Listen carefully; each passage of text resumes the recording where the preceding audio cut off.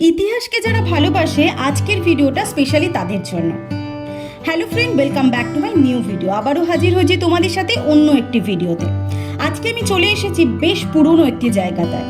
সেই জায়গাটি কোথায় আছে সেটা ডিটেলসে তোমাদের সাথে শেয়ার করব। আজকে আমি রয়েছি জাফর খাঁ গাজী দরগার, যেটি 1298 খ্রিস্টাব্দে জাফর খাঁ নির্মাণ করেন। গঙ্গা যমুনা সরস্বতীর মিলনস্থল এই ত্রিবেণীতে এই মসজিদটি নির্মিত। অনেকেই মনে করে এই দরগাটি ছিল আগে বিষ্ণু মন্দির। নদীর দিকে এই মন্দিরের প্রবেশদ্বার ছিল, যা জ্বালিয়ে দিয়ে বন্ধ করে দেওয়া হয়। এই মসজিদটা নিয়ে কিন্তু অনেক তথ্য রয়েছে, কোনটা সঠিক কোনটা ভুল কোনোটাই আমরা সঠিকভাবে জানা যায় না। তবে এই দরগাটি দুটি ঘর বিশিষ্ট ছাদহীন একটি দরগা, যেটিতে প্রথম ঘরে 4টে সমাধি রয়েছে এবং দ্বিতীয় ঘরেও 4টে সমাধি রয়েছে। প্রথম ঘরে রয়েছে জাফর খাঁ, তার পুত্র বরখা গাজী এবং তার 2 পুত্রের সমাধি, এবং দ্বিতীয় ঘরে রয়েছে জাফর খাঁ এন খাঁ বরখা খাঁ গাজীর বেগমের সমাধি। আর এই ভিডিওটি যদি তোমাদের ভালো লেগে থাকে, প্রত্যেকের কাছে রিকোয়েস্ট রইল চ্যানেলটিকে সাবস্ক্রাইব করতে ভুলবে না। আর ভিডিওটি ভালো লাগলে অবশ্যই লাইক করো, সকলের সাথে শেয়ার করো।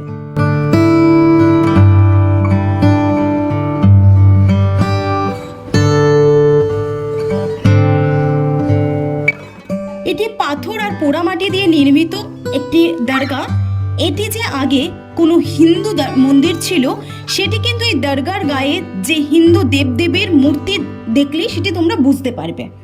এটি প্রথমেই বললাম, এই দরগাটিকে নিয়ে কিন্তু অনেক তথ্য রয়েছে, যেটি জানা যায় ইতিহাস থেকে, যে ত্রিবেণীর রাজা নিপতি ছিলেন গোড়া হিন্দু, এক প্রভাবশালী মুসলিম তার পুত্র ছেলে সুরত করার জন্য গুরুকর করেছিলেন, এবং তা জেনে রাজা তার শিরচ্ছেদ করেন। মুসলিম ছেলেটির বাবা দিল্লির সুলতান ফিরোজ শাহের দ্বারস্থ হন।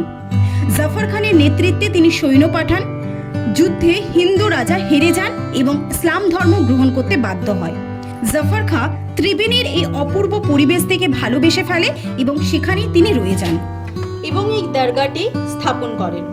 দরগাটিতে আসতে হলে হাওড়া থেকে কাটোয়া লোকাল ধরে একেবারে ত্রিবেণী স্টেশনে নামতে হবে।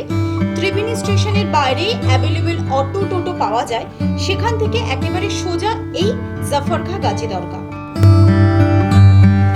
কেউ যদি অন রোডও আসতে চাও, তার জন্য আমি লিঙ্কটা শেয়ার করে রাখবো, লোকেশনটা, সেটা গিয়ে একবার দেখে নিও।